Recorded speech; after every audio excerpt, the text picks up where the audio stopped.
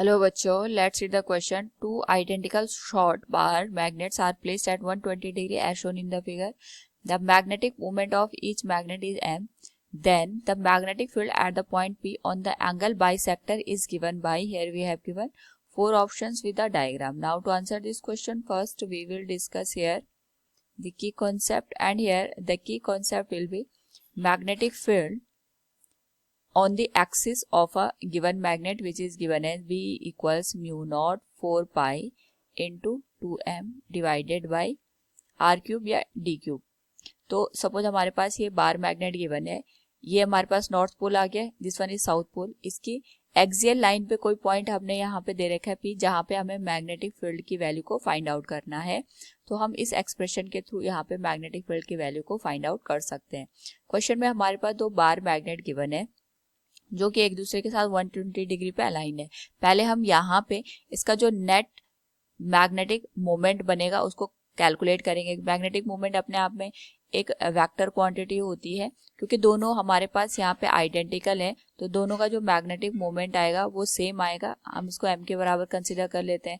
तो जो हमारे पास नेट मैग्नेटिक मोमेंट आएगा, it will be given as square root of m1 square plus m2 square plus 2m1 m2 cos theta. Theta की value यहाँ पे 120 डिग्री दे रखी है. तो इसके करस्पॉन्डिंग अगर हम यहाँ पे नेट मैग्नेटिक डायपोल मोमेंट की बात करेंगे तो ये आ जाएगा हमारे पास m square plus 2 into m square into cos 120 degree. 120 degree cos में -1/2 होता है.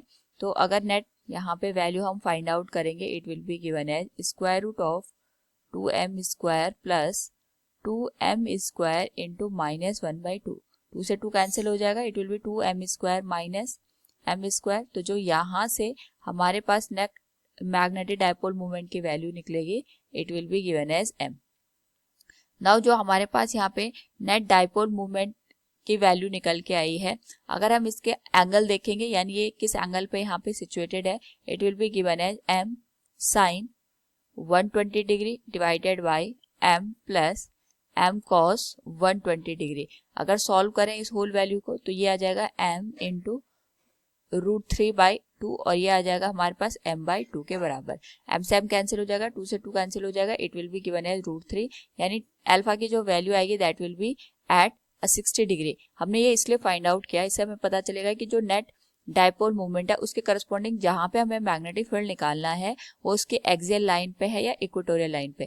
क्योंकि हमारे पास जो पी पॉइंट सिचुएटेड है वो 60 डिग्री पे यहाँ पे लाई कर रहा है, और जो नेट डायपोल मोमेंट हमारे पास निकल के आया है वो भी यहाँ पे 60 डिग्री के अलोंग ही आया. यानी अगर हम इस को ऐसा कंसिडर करें कि दो मैग्नेट से मिलके जो नेट हमारे पास मैग्नेटिक डायपोल मोमेंट बनेगा वो इस डायरेक्शन में हमें देखने को मिल रहा है, और इसी की एक्सिस में जो पी पॉइंट है वो लाई कर रहा है. यानी हमारे पास जो मैग्नेटिक फील्ड की वैल्यू होगी on the axial line, it will be given as b equals mu naught divided by 4 pi into 2m net divided by d cube. तो हमें पता है यहाँ पे हमारे पास जो mu naught divided by 4 pi net value m के बराबर है, so it will be replaced by m divided by d cube. This will be the final answer. So from the given question we can say here the magnetic field at the point P on the angle bisector is given as mu naught divided by 4 pi 2m divided by d cube. Option B will be the right answer. Hope all you understood it. Thank you and best of luck.